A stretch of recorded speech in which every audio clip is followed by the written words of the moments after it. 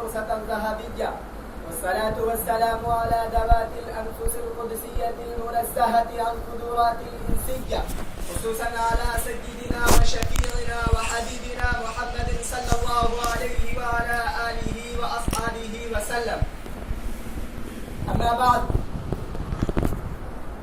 فيا حضرة أستاذ المكرم وزملائي في الدروس، هذه الحقيقة واضحة كوضوح النهار.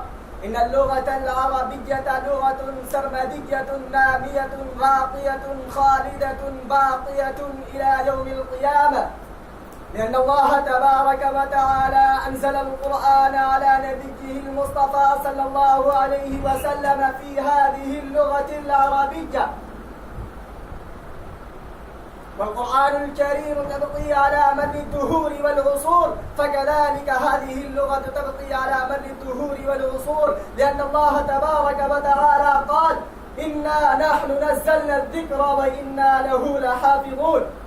لذلك ذكر الله تبارك وتعالى في كلامه المجيد كرارا مرارا تكرارا لذلك ذكر الله تبارك وتعالى هذه اللغة العربية في كلامه المجيد كرارا مرارا تكرارا، فقال: كتاب فصلت آياته قرآنا عربيا لقوم يعلمون. وقال: ولقد نعلم أنهم يقولون إنما يعلمه بشر. وقال: إنا أنزلناه قرآنا عربيا لقوم يعقلون. وقال: إنا أنزلناه قرآنا عربيا لعلكم تعقلون. وقال: وكذلك أنزلناه حكما عربيا. وقال النبي صلى الله عليه وسلم: أحب العرب لثلاث: لأني عربي، ولغة القرآن عربي، ولغة أهل الجنة عربي.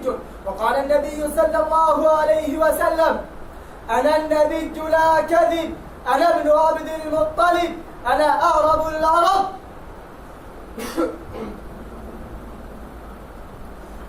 أنا النبي لا كذب، أنا ابن عبد المطلب، أنا أعرب العرب. ولدتني قريش، نشأت في بني سعد بن بكر، فأنى يأتيني اللحم. وقال عمر بن الخطاب رضي الله تبارك وتعالى: تعلموا العربية فإنها من دينكم.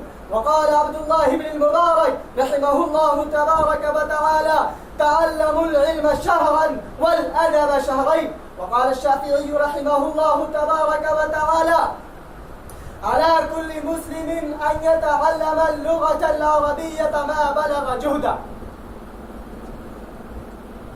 فيا زملائي في الدروس، هذه الأقوال والأحاديث والآي كلهم تدل على أهمية اللغة العربية، فعلينا أن نهتم بهذه اللغة العربية ونبذل قصارى جهودهم في هذه اللغة العربية. ويا للأسف من سوء حظنا لما نبدأ مسيرنا في مجال هذه اللغة العربية فنقع فكرنا في قار هذه الفكرة الغريقة أننا من العجم وهذه اللغة لغة العرب، فكيف يمكن لنا أن نحصل على هذه اللغة العربية؟ أقول لكم بكل ثقة واعتماد: هذه الفكرة فكرة فاسدة، والنموذج أمامنا راسخة، لأن أمامنا راسخ. على سبيل المثال، لما ألف الشيخ أبو الحسن علي الحسني الندبي ماذا خسر العالم في انحطاط المسلمين، فألفه في اللغة العربية. والمشكلة الثانية أننا نتفكر هذه اللغة لغة صعبة. أقول لكم هذه اللغة لغة سهلة ميسورة جدا، بل جدا جدا، لأن الله تبارك وتعالى قال: إنا نحن ولقد يسرنا القرآن للذكر فهل من مدكر. ويا زملائي في الدروس، المشكلة أخيرا أدعو الله تبارك وتعالى أن نوفق لنا لاغتنام هذه الفرصة الذهبية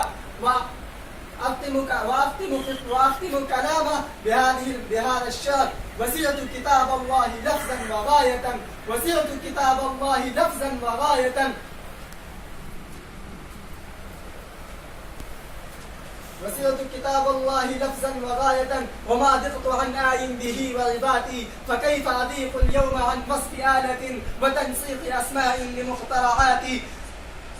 أنا البحر في أحشائه الدر كامن، أنا البحر في أحشائه الدر كامن، فهل سألوا الغواص عن سنفاتي؟ وآخر دعوانا الحمد لله.